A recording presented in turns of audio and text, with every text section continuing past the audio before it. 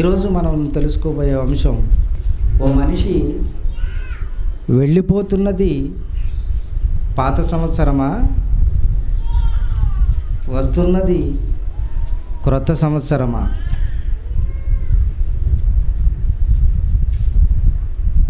Bible చాలా గొప్పదండి. దేవుడు మనకిచ్చిన ఈ బైబిల్ చాలా గొప్పది. దేవుడు ఉన్నతుడండి. మనల్ని ప్రేమించి బైబిల్ మనకిచ్చాడు. కానీ మనుషులు దేవుణ్ణి కానీ ఆయన మనకు వ్రాసి ఇచ్చిన ఈ బైబిల్ని కానీ సరిగా అవగాహన చేసుకోలేకపోతున్నారండి.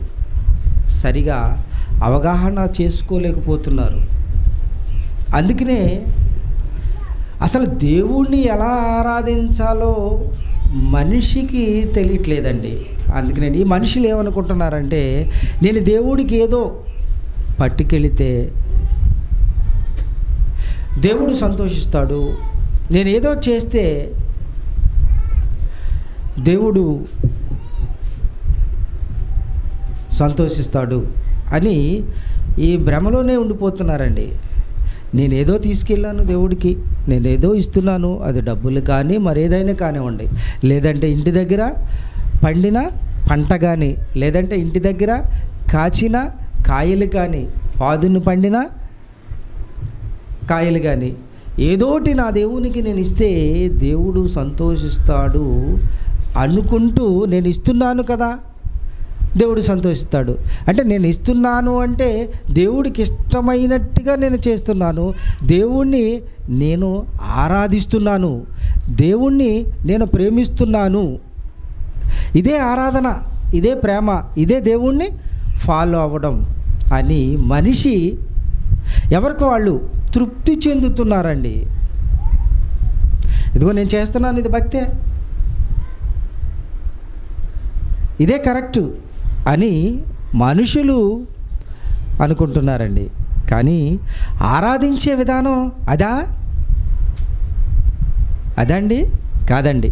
దేవుడు చెబుతున్నాడు చూడండి ఎలా ఆరాధించాలో. యోహాను సువార్త 4వ అధ్యాయం 24వ వచనం. యోహాను సువార్త 4వ అధ్యాయం 24వ వచనం. దేవుడు ఆత్మ కనుక ఆయనను ఆరాధించువారు, దేవుణ్ణి ఆరాధించువారు ఆత్మతోనూ సత్యముతోనూ ఆరాధింపవలెను. దేవుణ్ణి ఎలా ఆరాధించాలండి? బీరకాయలతోనా, పొట్లకాయలతోనా, మనకి పండిన పంటతోనా, డబ్బుతోనా? దేంతో ఆరాధించాలి? ఆత్మతోనూ సత్యముతోనూ ఆరాధించాలి. మరి ఈనాడు చూడండి, ఈనాడు ఎలా ఆరాధిస్తున్నారు మనుషుల్ని? ఈరోజు ఎలా ఆరాధిస్తున్నారండి మనుషుల్ని? ఈరోజేంటి? జనవరి 1 అవును కదండి. మరి అంతకుముందు జరిగింది ఏంటి పండగ మా క్రైస్తవులకి? క్రిస్మస్. ఎలా ఆరాధిస్తున్నారు? ఎలా ఆరాధిస్తున్నారు ఏమండి?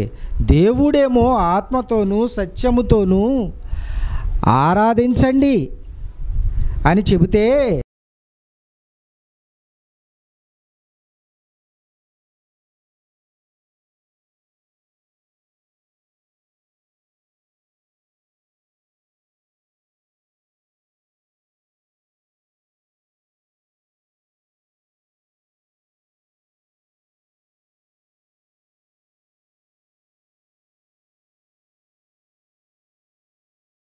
మనుషులు ఎలా ఆరాధిస్తున్నారండి? ఎలా ఆరాధిస్తున్నారంటే మందుతోనూ డ్యాన్సులతోనూ ఆరాధిస్తున్నారండి దేవుడిని. ఏమండి, డిసెంబరు జరిగిందండి, అది ఎవరిదండి పండగ? అది ఎవరిదే పండగ? క్రైస్తవులదే. ఏమండి, నిన్న పేపర్లో రాశాడు, అది చూడండి 31st 31వ తారీఖు అండి, అది పైన రాశాను చూడండి. ఇక్కడ ఏమి ఇచ్చాడంటే చెబుతున్నాడు చూడండి, ఇక్కడ కొత్త ఏడాది వేడుకలే లక్ష్యంగా మద్యం ఏరులై పారించేలా, కొత్త సంవత్సరములో కొత్త ఏడాది వేడుకలే లక్ష్యంగా మద్యం ఏరులై పారేలా రాష్ట్ర ప్రభుత్వం 2 రోజుల పాటు ఏమంటే అమ్మకాలకు అనుమతులు ఇచ్చేసింది. 2 రోజులు ఫుల్గా మీ ఇష్టం అని అనుమతులు ఇచ్చేసిందంటండి.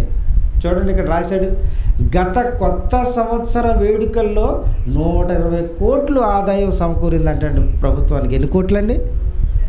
10 కోట్ల, 20 కోట్ల, 30 కోట్ల? ఎన్ని కోట్లండి? 120 కోట్లు. ఏమండి 120 కోట్ల ఆదాయం వచ్చింది ఈ దఫా. అంటే 1/1/2019 2020 అంటే ఈరోజు, అంటే రాత్రి జరిగిన దానికి 150 కోట్లు అక్షరాలా రావాలని ప్రణాళికతో ఉన్నారండి. మరొకటి ఇందులోనే రాశాడండి. మరొకటి ఏంటంటే చెబుతున్నాడండి, 200 కోట్ల వరకు నిల్వ చేసిన వ్యాపారం ఈ నెల 25న క్రిస్మస్ పర్వదినాన రాష్ట్రంలో ఏమండి 200.07 కోట్ల మేర మద్యం అమ్మకాలు జరిగినవి.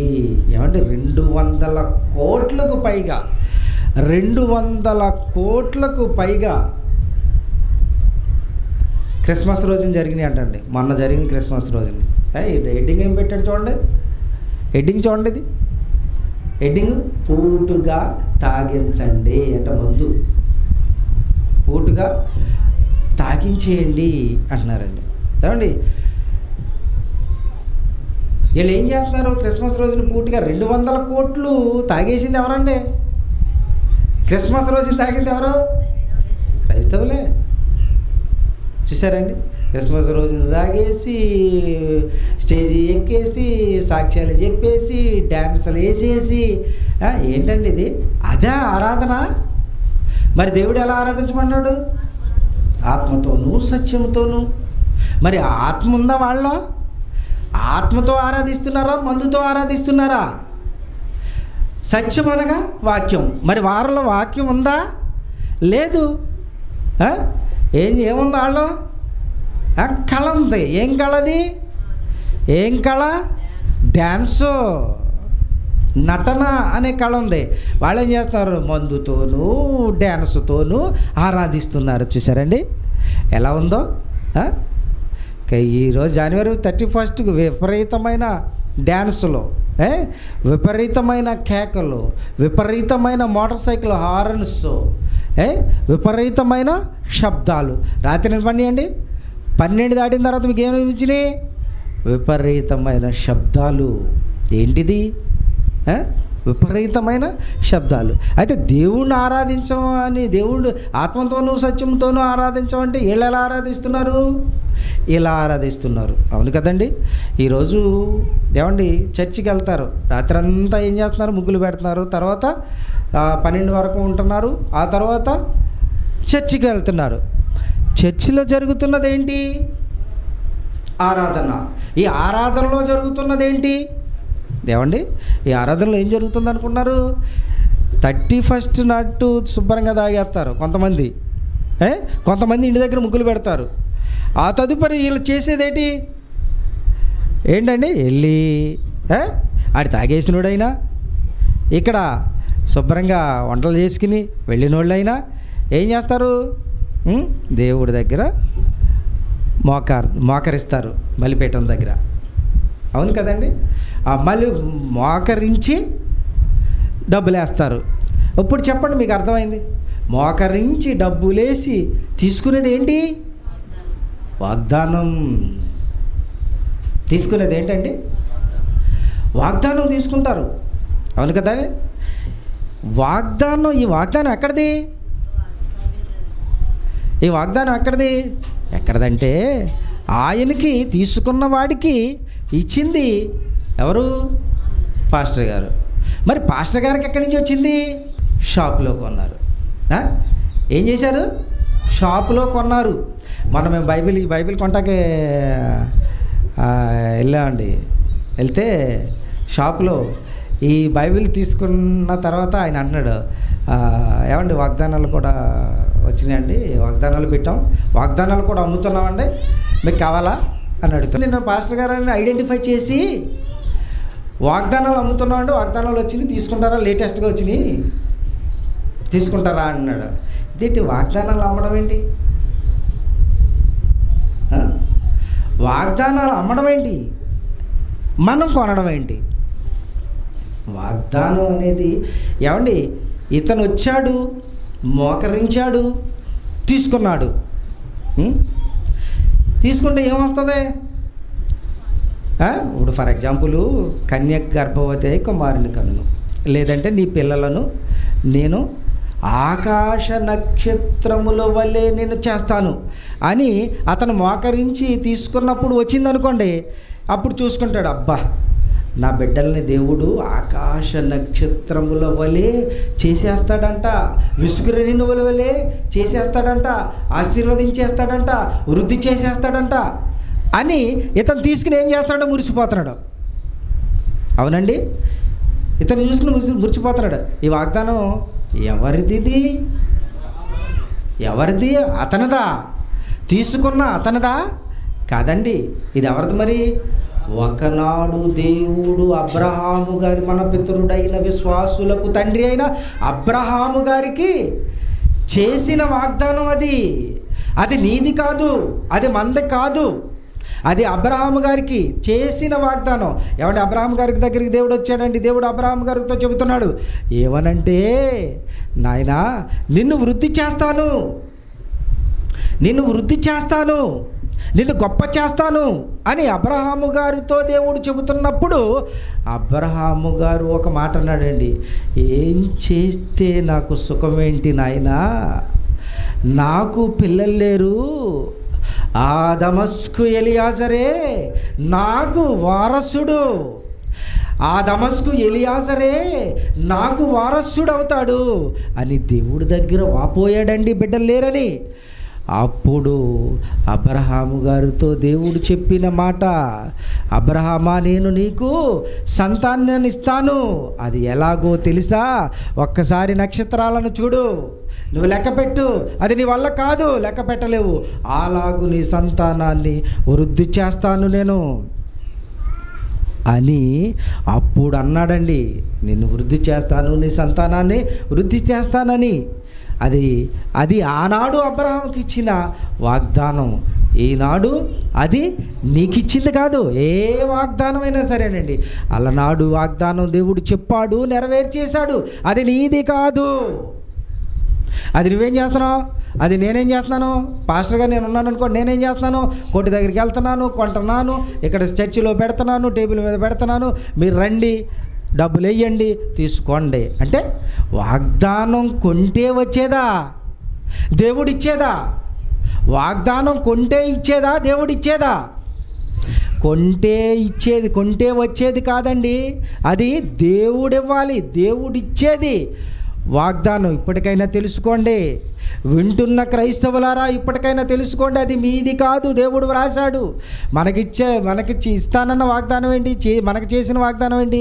పరలోకం ఇస్తాను, మీరు రండి, మారు మనసు పొందండి, రక్షణ పొందండి, నాలో జీవించండి, తదుపరి మీకు పరలోకాన్ని ఇస్తాను. అది చేశాడు మనకి వాగ్దానం.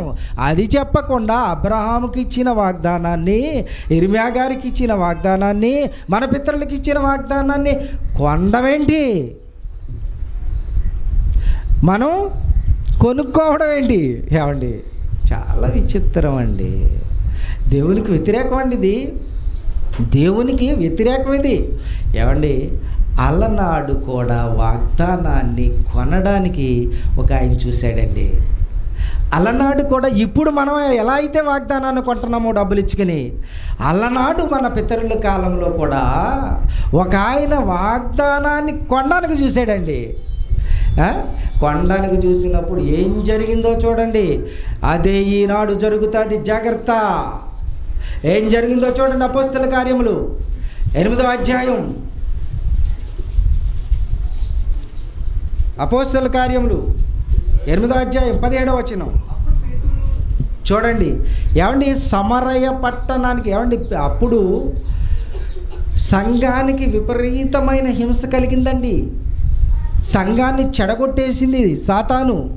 అప్పుడు అపోస్తులందరూ ఆయా ప్రాంతాలకు వెళ్ళిపోయారండి. అపోస్తులు ఆయా ప్రాంతాలకు వెళ్ళిపోయినప్పుడు ఫిలిప్పు గారు సమరయలోనికి వచ్చాడు. సమరయలో సేవ విపరీతంగా జరుగుతుంది. అనేక మంది దేవుని వైపు తిరుగుతున్నారు. అనేక మంది దేవునిలోనికి వచ్చి బాప్తిసం తీసుకుంటున్నారండి. అప్పుడు యెరూషలేములో ఉన్న సంఘానికి సమరయ పట్టణస్థులందరూ మారిపోయారని తెలిసినప్పుడు అక్కడికి ఏమండి యోహాను గారును పేతురు గారును వచ్చారండి. అప్పుడు వచ్చినప్పుడు ఏం జరుగుతుందో చూడండి 17. అప్పుడు పేతురును యోహానును వారి మీద చేతులుంచగా వారు పరిశుద్ధాత్మ పొందిరి. అపోస్తలుల చేతులుంచుట వలన పరిశుద్ధాత్మ అనుగ్రహింపబడినని సీమోను చూసి, ఈ సీమోను ఎవరో తెలుసండి? గారడీ చేసేవాడు, గారడీ విద్య గలవాడు. ఈ సీమోను ఫిలిప్పు గారు చేస్తున్న అద్భుతాలు ఆశ్చర్యకార్యాలు చూసి ఈయన ఏం చేశాడు తెలుసండి? ఈయన మారిపోయాడండి. ఈయన చేస్తున్న గారడీలు వదిలేశాడు.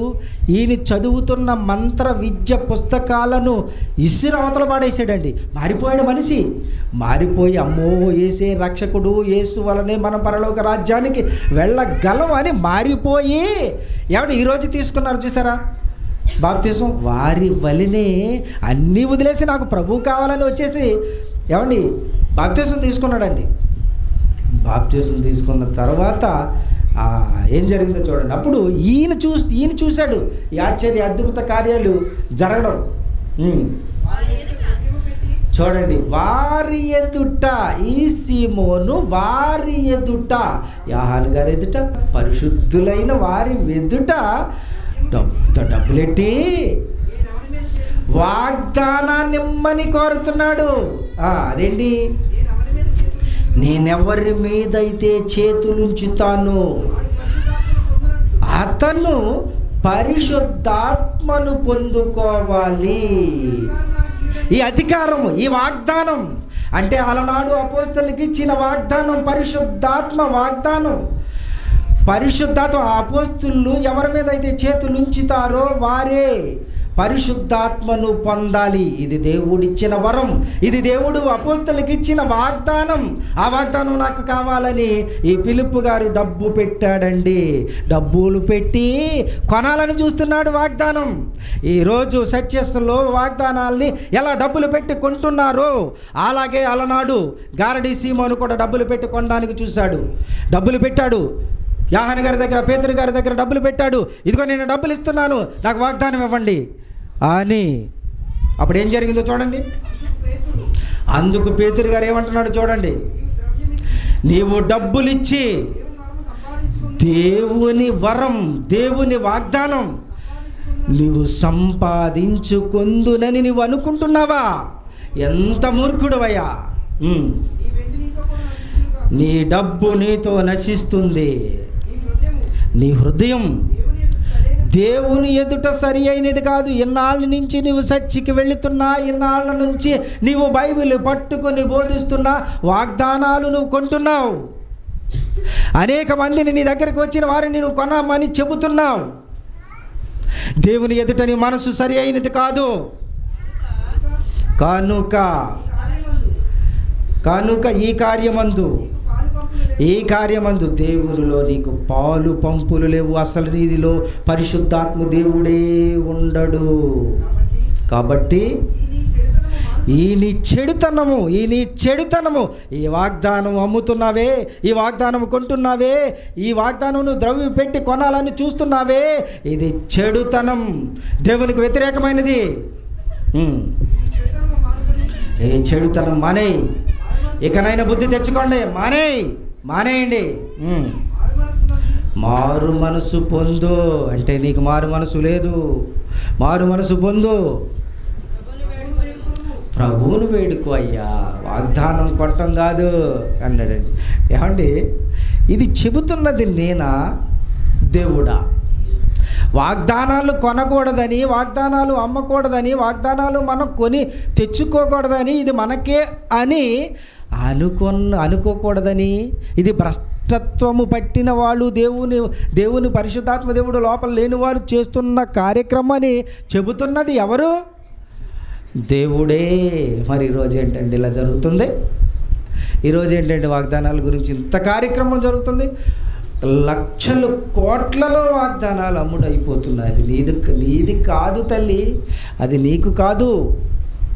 అది ఒకనాడు దేవుడు వారికి ఇచ్చిన వాగ్దానం కొనొచ్చా?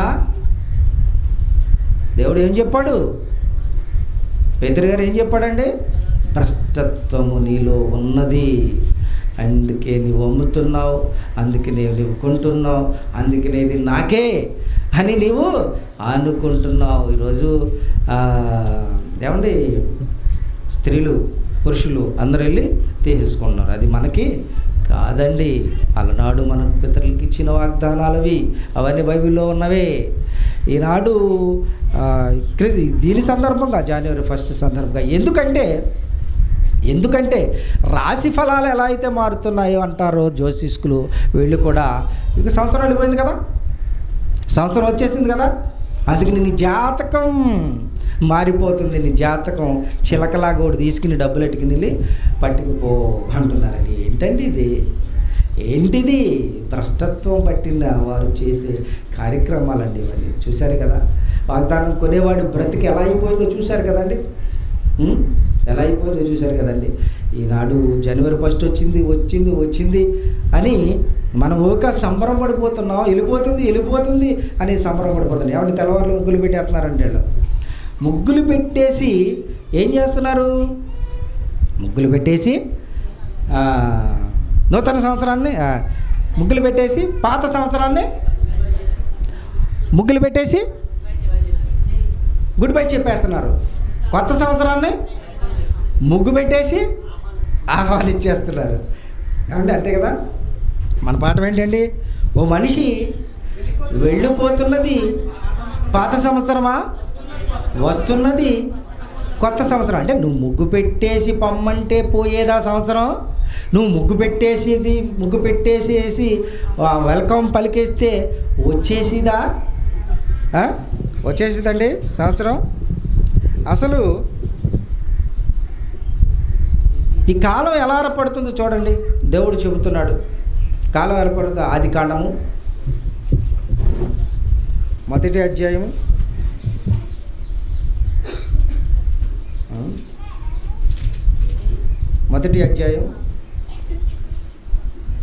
14. దేవుడు పగటిని రాత్రిని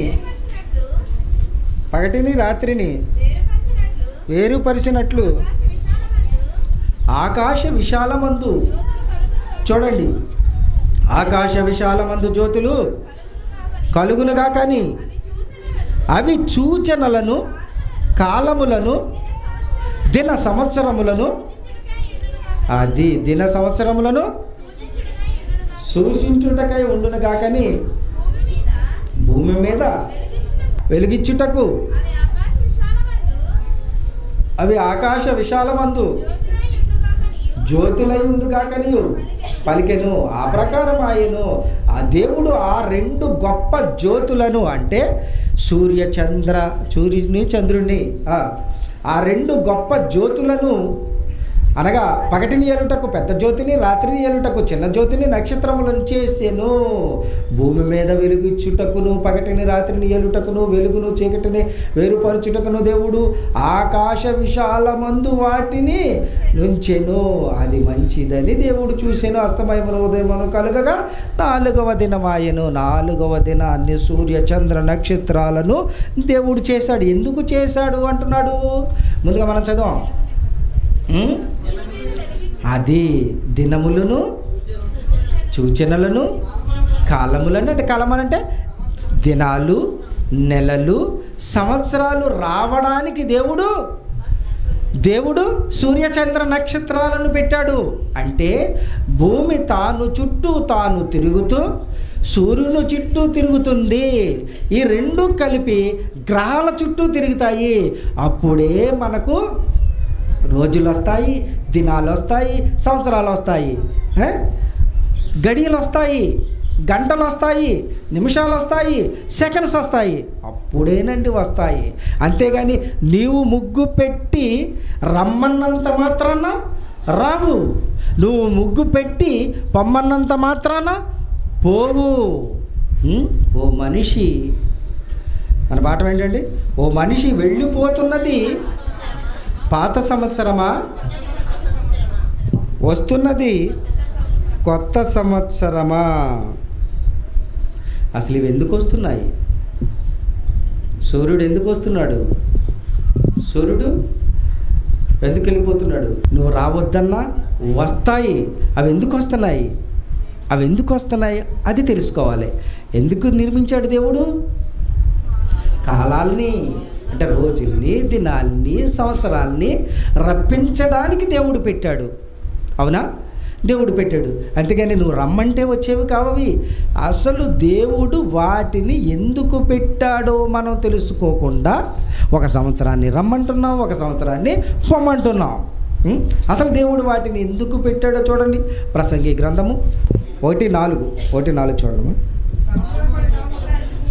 చూడండి, తరము వెంబడి తరము గతించిపోతున్నది, భూమి ఒక్కటే ఎల్లప్పుడూ నిలిచినది. సూర్యుడు ఉదయించును, సూర్యుడు అస్తమించును. మరలా సూర్యుడు ఉదయించును, సూర్యుడు అస్తమించును. అంటే నువ్వు రమ్మంటే రావడో. సూర్యుడు అస్తమించును, సూర్యుడు ఉదయించును. అలాగున ఫస్ట్ అలాగే తరము వెంబడి తరము గతించిపోతుంటే సూర్యుడు వస్తున్నాడు, సూర్యుడు వెళ్తున్నాడు. అలాగే సూర్యుడు రావడం, సూర్యుడు వెళ్ళడం తరతరాల నుంచి జరుగుతుంది. ఎందుకు జరుగుతుందంటే భూమి ఒక్కటే ఎల్లప్పుడూ నిలిచి ఉండును, సూర్యుడు ఉదయించును, సూర్యుడు అస్తమించును. తాను ఉదయించిన స్థలము, చూడండి, తాను ఉదయించిన స్థలానికి మరలా చేరడానికి త్వరపడును. చూసారండి? అంటే ఇలాగ తరతరాలు జరుగుతుందట. అంతేగాని నువ్వు ఆహ్వానిస్తే వచ్చేది కాదట. తరతరాలు ఇలాగ జరుగుతుందంట. ఎలా జరుగుతుంది? సూర్యుడు వస్తున్నాడు, వెళుతున్నాడు, సూర్యుడు వస్తున్నాడు, సూర్యుడు వెళుతున్నాడు. సూర్యుడు వచ్చేది వెళ్ళేది ఎక్కడి నుంచి ఎక్కడికి వస్తున్నాడు, వచ్చిన తర్వాత ఎక్కడికి వెళుతున్నాడు. తాను ఎక్కడి నుంచి అయితే వస్తున్నాడో అదే ప్లేస్కి వెళ్ళిపోతున్నాడు. తాను ఎక్కడైతే బయలుదేరాడో మరలా అక్కడికే వెళ్ళిపోతున్నాడు. తాను ఎక్కడైతే బయలుదేరాడో అక్కడికి వెళ్ళిపోవడం వలన కాలచక్రం తిరుగుతుంది. కాలచక్రం తిరుగుతూ వలన కాలాలు ఏర్పడుతున్నాయి. అదే రోజులు, నెలలు, సంవత్సరాలు, ఏమండి, గంటలు, నిమిషాలు, సెకండ్స్ అవి జరుగుతున్నాయి. ఎందుకు జరుగుతున్నాయి? ఎలా జరుగుతున్నాయి? తాను ఎక్కడి నుంచి వస్తున్నాడో అక్కడికే మరలా వెళ్ళిపోవటం వలన ఈ కాలాలు ఇలాగూ జరుగుతూ ఉన్నాయి. ఈ కాలాలు జరుగుతున్నప్పుడు మనకేం తెలుస్తుంది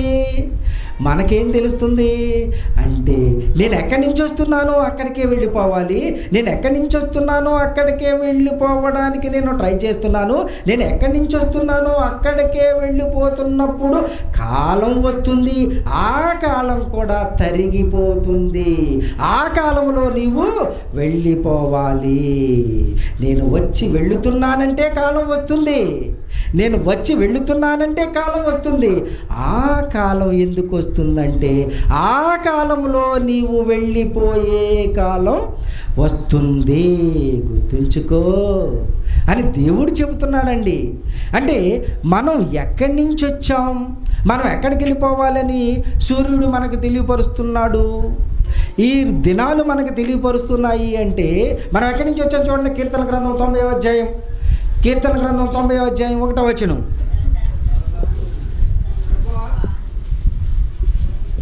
ప్రభువా, తరతరముల నుండి మాకు నివాస స్థలము నీవే ప్రభువా, తరతరముల నుండి మాకు నివాస స్థలము నీవే. అంటే మన నివాస స్థలం ఏది? దేవుడు. మన నివాస స్థలం ఏది? పరలోకము. అంటే మనం ఎక్కడి నుంచి వచ్చాం? పరలోకంలో నుంచి వచ్చాం. సూర్యుడు ఎక్కడి నుంచి వచ్చాడు? ఒక స్థానం నుంచి వచ్చాడు. దేవుడు ఎక్కడైతే చేశాడో ఒక స్థానం, ఆ స్థానంలో ఎక్కడైతే తనను నిలబెట్టాడో సూర్యుడు అక్కడి నుంచి వచ్చాడు.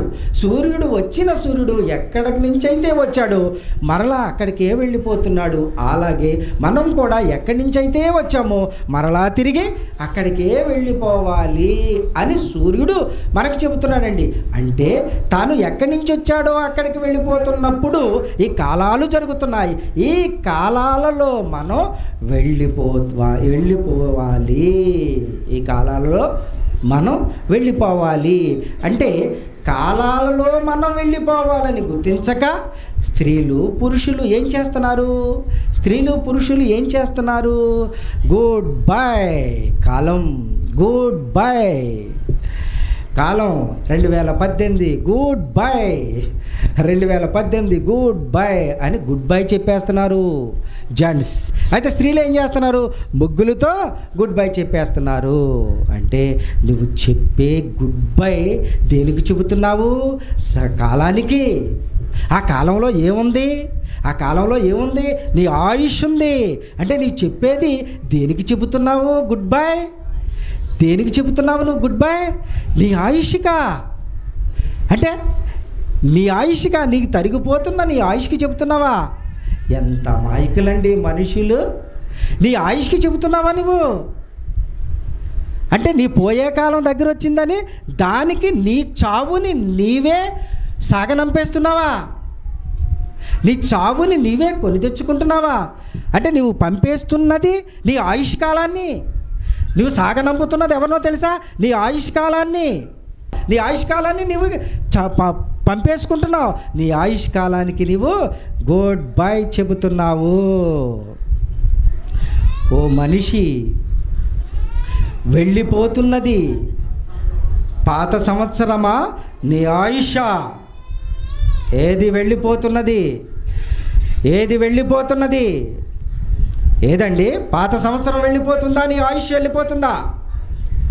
నీ ఆయుష్ వెళ్ళిపోతుంది. దానినే నీవు సాగనంపుతున్నావు. దానికే నీవు గుడ్ బై చెబుతున్నావు. ఏంటండి? అమాయకులు కదండి ప్రజలు, అమాయకులు కదండి క్రైస్తవులు. ఏం తెలుసుకుంటున్నారండి? ఇది Bible open university India international వారు తప్ప ప్రపంచంలో ఎవరికీ తెలీదు, ఎవరు చెప్పలేరండి. అంత ఉన్నతమైనది బైబిల్ అంటే. బైబిల్లో రాసిన మాటలండి గొప్పవి. ఓ మనిషి, వెళ్ళిపోతున్నది పాత సంవత్సరమా? కాదయ్యా, నీ ఆయుష్ వెళ్ళిపోతున్నది. ఓ మనిషి, వస్తున్నది, నువ్వు స్వాగతం పలుకుతున్నది కొత్త సంవత్సరమా? ఏమంటే చాలామంది వెల్కమ్ అని చెప్తూ చక్కగా ఆనందంగా హ్యాపీగా గడిపేస్తారండి. ఎందుకు? నూతన సంవత్సరం వచ్చింది అని. ఈ ఆయుష్ కాలంలో మనం తెలుసుకోవాల్సింది ఏంటంటే అండి, దేవుడు ఇచ్చాడు కదా, ఈ ఆయుష్ ఎలా తరిగిపోతుందో దేవుడు చెబుతున్నాడు. చూడండి ఒక మాట, యోబు గ్రంథము 9వ అధ్యాయం 25వ వచనం అండి. మనకి దేవుడు ఆయుష్ ఇచ్చాడు కదా, ఈ ఆయుషే కదా మనకు గుడ్ బై చెప్తున్నాం. ఈ ఆయుష్కే కదా మనం గుడ్ బై చెప్తున్నాం. ఈ ఆయుష్ ఎలా తరిగిపోతుందో చెబుతున్నాడు దేవుడు. చూడండి 9:25 యోబు గ్రంథము. పరుగు మీద పోవు వానికంటే నా దినములు త్వరగా గతించిపోవుచున్నవి. చూసారండి ఎంత త్వరగానండి? పరుగు మీద స్పీడ్గా వెళ్ళిపోతాడు. చూసారండి, వాడికంటే ఎక్కువగా మన ఆయుష్ తరిగిపోతుందంటండి. దినాలు తరిగిపోతున్నాయంటే మనకిచ్చిన దినాలు. ఏం తరిగిపోతుంది? మనకిచ్చిన దినాలు తరిగిపోతున్నాయంటే ఆయుష్ తరిగిపోతుంది. యోబు గారు చెప్పారు. నెక్స్ట్ కీర్తనకారుడు చెప్తున్నాడు చూడండి, దావీదు గారు. కీర్తన గ్రంథం 102:3 3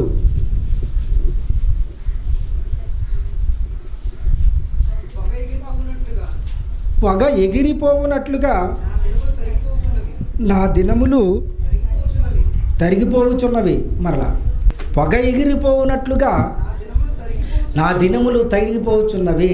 ఎవడు మనం మంట పెడతాం కదండి, మంట వేసుకుంటాం, పొగ వస్తుంది. ఆ పొగ ఎంతసేపు ఉంటుంది? పొగ ఎంతసేపు ఉంటుందండి? ఏమంటే పొయ్యి మంట పెట్టి ఆడవాళ్ళకి తెలుస్తుందండి. పొయ్యి స్టార్టింగ్లో మంట పెడతారు కదా, స్టార్టింగ్ పొయ్యి వెలిగిస్తారు కదా, పొయ్యి వెలిగించినప్పుడు ముందు పొగ వస్తుందా, ఎలుగు వచ్చేస్తుందా? పొగ వస్తుంది. ఆ పొగ ఎంతసేపు ఉంటుంది? వెలుగు వచ్చే వరకు ఉంటుంది. వెలుగు ఎంతసేపట్లోకి వస్తుంది? వెలుగు ఎంతసేపట్లోకి వస్తుంది చెప్పాలి? వెంటనే. వెరీ గుడ్, వెంటనే వచ్చేస్తుంది. అవును కదండి, అదే చెబుతున్నాడు. అలాగే ఆయుష్ తరిగిపోతుందంట. మరలా పొగ ఎగిరిపోవచ్చున్నట్లుగా నా దినములు, నా ఆయుష్ తరిగిపోతున్నది అంటున్నాడంటే, వెళ్ళిపోతున్నది, తరిగిపోతున్నది. నువ్వు గుడ్ బై చెప్పినది ఏంటది? ఆయుష్. మరి వస్తున్నది నూతన సంవత్సరమా? కాదండి. మరి వస్తున్నది ఏంటి? వస్తున్నది ఏంటో చూద్దాం. చూడండి, వస్తున్నది ఏంటో చూద్దాం. చూడండి, దేవుడు చెప్తున్నాడు. పేతురు గారు రాసిన 2వ పత్రిక 1వ అధ్యాయం 13. మరియు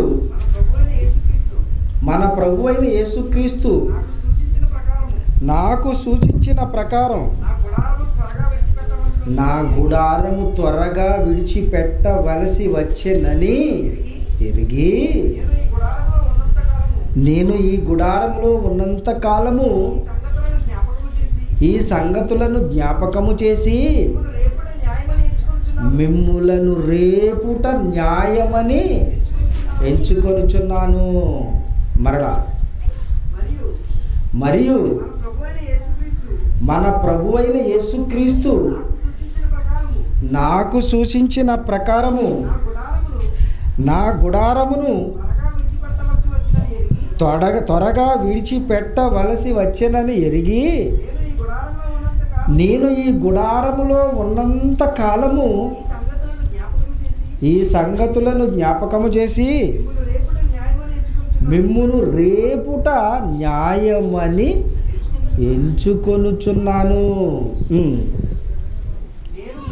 చూడండి, దేని గురించి చెప్తున్నాడు? నేను మృతి పొందిన తరువాత, నేను చచ్చిపోయే కాలం ఆసన్నమైంది, వస్తున్నది, మరణం వస్తున్నది. అందుకని నేను చెబుతున్నాను, నేను రేపుతున్నాను అంటున్నాడు. మరలా ఫస్ట్ నుంచి. మరియు మన ప్రభువైన యేసుక్రీస్తు నాకు సూచించిన ప్రకారము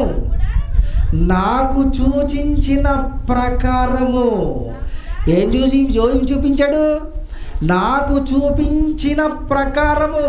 ఇదిగో సూర్యుని పెట్టాడు, సూర్య చంద్ర నక్షత్రాలను పెట్టాడు దేవుడు. అవి తిరుగుతున్నాయి. అవి తిరుగుతున్నప్పుడు కాలాలు వస్తున్నాయి. కాలం వెంబడి కాలం వస్తుంది, తరం వెంబడి తరం వెళుతుంది, సంవత్సరం వెంబడి సంవత్సరం వెళుతుంది. ఇదిగో పాత సంవత్సరం వెళ్ళిపోతుంది, కొత్త సంవత్సరం వచ్చేస్తుంది. ఈ వచ్చే కొత్త సంవత్సరంలో ఏమొస్తుందో తెలుసా? నా గుడారాన్ని విడిచిపెట్టవలెనని దేవుడు నాకు సూచించాడు. అంటే ఈ వచ్చే సంవత్సరంలో నాకేమొస్తుంది? మరణం వస్తుంది. ఏమొస్తుందండి? వచ్చేది కొత్త సంవత్సరమా? కాదండి, వచ్చేది మరణం, వచ్చేది మన సావు. తరతరాలు తరం వెంబడి తరం గతించిపోతుంటే, సంవత్సరం వెంబడి సంవత్సరం వస్తుంటే, మన తరాలు గతించిపోతుంటే, మన తరాలు వెళ్ళిపోతుంటే, వచ్చేది కొత్త సంవత్సరం కాదు, వచ్చేది మరణం. అదే చెబుతున్నాడండి పౌలుగా, అదే చెబుతున్నాడండి పేతురు గారు. నా గుడారమును త్వరగా విడిచిపెట్టవలసి వచ్చేనని నాకు తెలిసింది. ఏమొస్తుంది? నాకు ఏమొచ్చింది? కొత్త సంవత్సరం వచ్చిందా? కొత్త సంవత్సరం కాదండి, మరణం వస్తుంది. సంవత్సరం వెళ్ళిపోతుంది, దానికి సంవత్సరం తరిగిపోయింది. సంవత్సరం వెళ్ళిపోతుంది, దానికి సంవత్సరం తరిగిపోయింది. అలాగూ మనకి ఎన్ని సంవత్సరాలు తరిగిపోయినాయో లెక్క కట్టండి. ఎన్ని సంవత్సరాలు తరిగిపోయినాయో లెక్క కట్టండి. దారుణం అండి. ఎన్నో సంవత్సరాలు తరిగిపోతున్నాయండి. కానీ మనిషి మాత్రం మారట్లేదండి. కొత్త సంవత్సరం వస్తుంది, పాత సంవత్సరానికి గుడ్ బై చెప్పేస్తున్నాడు. నీ ఆయుష్కి నువ్వు గుడ్ బై చెప్పేస్తున్నావు, కొత్త సంవత్సరాన్ని వెల్కమ్ అంటున్నావు. నీ చావుని నీవు ఆహ్వానిస్తున్నావు. చావుని ఆహ్వానించేవాడు ఎవడండి? చావుని ఏంటండి ఆహ్వానిస్తారు? ఏంటండి ఇది? ఎలా ఉందో చూసారండి? ఏంటండి ఇది? వెళ్ళుతున్నది నీ ఆయుష్, వస్తున్నది నీ చావు. ఓ మనిషి, వెళ్ళిపోతున్నది పాత సంవత్సరమా? కాదు, నీ ఆయుష్. ఓ మనిషి, వస్తున్నది కొత్త సంవత్సరమా? కాదు, నీ మరణం. వెళ్ళిపోతున్నది నీ ఆయుష్, వస్తున్నది నీ మరణం. మరేం చేయాలి? దీని నుండి తప్పించుకోవాలంటే ఒకవేళ ఇందులోనే ఉండి ఈ వాగ్దానాలే అని, ఈ దేవుణ్ణి ఆరాధించడం ఇలాగే అని కొత్త సంవత్సరానికి వెల్కమ్ పలుకుతూ, పాత సంవత్సరానికి వీడుకోలు చెబుతూ ఇలా మన బ్రతుకుల్ని పనంగా పెడితే చివరికి మన బ్రతుకేమైపోతుందండి?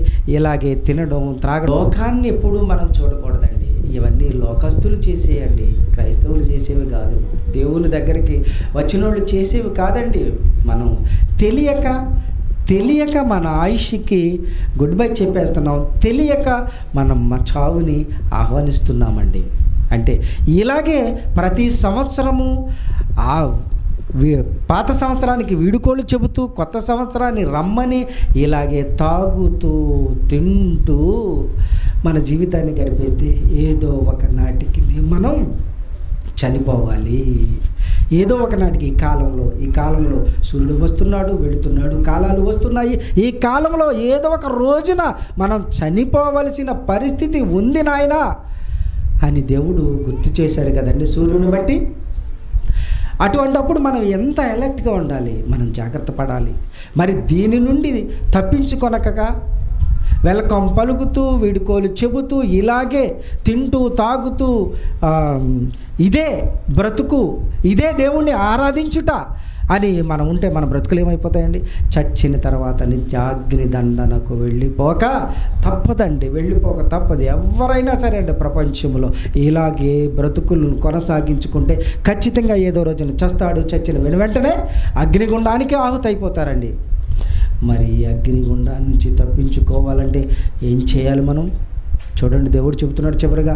ఆ వచనాన్ని చదువుకుని ముగించుకుందాం. పేతురు గారు రాసిన మొదటి పత్రిక 4వ అధ్యాయం. పేతురు గారు రాసిన మొదటి పత్రిక 4వ అధ్యాయం 1 నుంచి 3 వరకునండి. చూడండి, క్రీస్తు శరీరమందు శ్రమ పడెను గనుక మీరును అట్టి మనస్సును ఆయుధముగా ధరించుకొనిడి. చూసారని చెప్తున్నాడు ఇక్కడ. మరి మేము ఏం చేయాలి నాయనా? మరి ఇలాగూ చేస్తున్నాము, ఇదే నిజం అనుకుంటున్నాము, ఇదే పండగ అనుకుంటున్నాము, ఇదే జీవితం అనుకుంటున్నాము, ఇదే నిన్ను ఆరాధించుట అని మేము అనుకుంటున్నాము. మేము ఏం చేయాలి తండ్రి అని తండ్రిని అడిగినప్పుడు తండ్రి చెబుతున్న జవాబు మనల్ని అగ్నిగుండా నుంచి తప్పించడానికి ఆయన చెబుతున్న మాటలు దేవుని మాటలు. క్రీస్తు శరీరమందు శ్రమ పడెను కనుక మీరు అట్టి మనస్సును ఆయుధముగా ధరించుకోండి. క్రీస్తు కలిగిన మనస్సును మీరు కలిగి ఉండండి. క్రీస్తు మనసు ఎలా ఉన్నది? క్రీస్తు శత్రువుని ప్రేమించాడు, నీవు కూడా శత్రువును ప్రేమించాలి. క్రీస్తు ఇదిగో పరలోకమందు తండ్రి ఉన్నాడు, ఆ తండ్రే మనందరికీ తండ్రి. ఆ తండ్రినే ఆరాధించాలి. ఎలా ఆరాధించాలి అంటే ఆత్మతోనూ సత్యముతోనూ ఆరాధించాలి. ఆయన పరలోకమందున్నాడు, నేను పరలోకం నుంచి వచ్చాను, మీరు కూడా పరలోకం నుంచి తండ్రి దగ్గర నుంచి వచ్చారు. ఇదిగో నేను వెళ్ళిపోతున్నాను, మీరు కూడా తండ్రి ఉన్న లోకమైన పరలోకానికి మీరు కూడా రావాలి అన్నాడే. ఆ మనస్సు మనం కలిగి ఉండాలి. తర్వాత శరీర విషయంలో శ్రమపడ్డాడు, రాత్రనక పగలనక ఎంతో కష్టపడ్డాడు. ప్రతి పల్లె ప్రతి గ్రామము తిరిగి వాక్యాన్ని బోధించాడు. ఆ మనసు మనం కలిగి ఉండాలి. అలాగే మనం వాక్యం పట్టుకున్న మనం దేవుని దగ్గరికి రావాలి, దైవజనుల దగ్గర చెబుతున్న మాటలు వినాలి, అవి నేర్చుకోవాలి. మనం కూడా 10 మందికి వాక్యాన్ని చెప్పాలి. ఆ మనసును మనం కలిగి ఉండాలి. అదే చెబుతున్నాడండి. శరీరమందు జీవించు మిగిలిన కాలము ఇక మీదట మనుజాశలను అనుసరించి నడుచుకొనక. ఇప్పటి వరకు మనుషుల ఆశలతో మనిషికి ఏ ఆశ అయితే కలిగి ఉన్నదో ఆ మనిషికి కలిగిన ఆశలతో మన ఈ భూమి మీద ఇప్పటి వరకు జీవించాం. ఇక ముందు అలాగు వద్దు, అలాగు కుదరదు. క్రీస్తు మనస్సును పోలి నడుచుకోండి, క్రీస్తును పోలి నడుచుకోండి అని చెబుతున్నాడండి. ఇంకా దేవుని ఇష్టానుసారముగానే నడుచుకొనున్నట్లు. తండ్రి, నీవు నాకు ఒక శరీరాన్ని అమర్చితివి.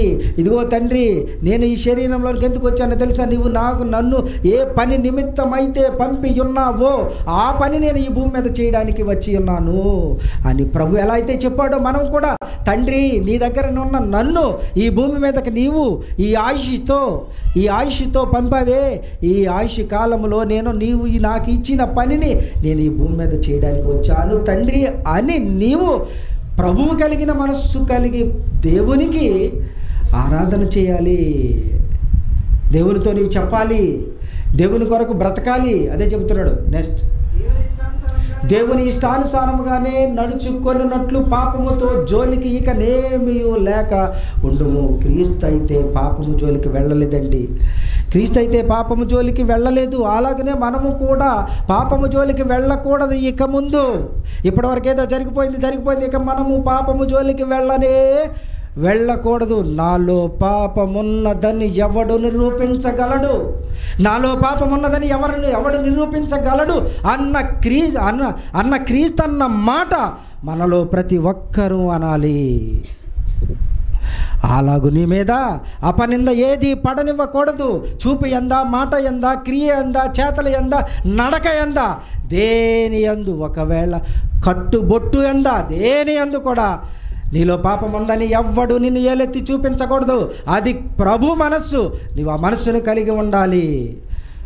నెక్స్ట్ చూడండి, ఇక ముందు మనము పోకిరి చేష్టలు అంటే ఏలకోలాలు, దురాశలు, ఆశ, అది కావాలి, ఇది కావాలి, నెక్లెస్ కావాలి, వడ్డానం కావాలి, చేతికి రింగులు కావాలి, తర్వాత ఏమన్నా నలబోసల దండ కావాలి, బంగారం కావాలి, రాళ్ళు కావాలి, లేకపోతే మంచి వాచి కావాలి, మంచి చైన్ కావాలి, మంచి ఉంగరం కావాలి.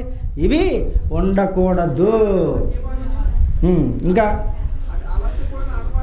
మద్యపానమును, అల్లరితో కూడిన ఆట పాటలు, డ్యాన్సులు, తర్వాత తాగుబోతుల విందులు, ఇవన్నీ మనుషులు చేస్తూ దేవుణ్ణి ఇదే ఆరాధన అని అనుకుంటున్నారని దేవుడు మనకి చెబుతూ హెచ్చరిస్తున్నాడండి. చేయదగని విగ్రహ పూజలు, ఇక అంతకుముందు విగ్రహం పూజ చేసేవేమో, ఇక ముందు చేయొద్దు అని దేవుడు చెబుతున్నాడండి. మొదలైన వాటి యందు నడుచుకొనుచు అన్య జనుల ఇష్టము నెరవేర్చుచుండుటకు గతించిన కాలమే చాలును. అంతకుముందు అలాగూ చేసావు నువ్వు. ఇవన్నిటితో కల్మషం అయిపోయావు నువ్వు.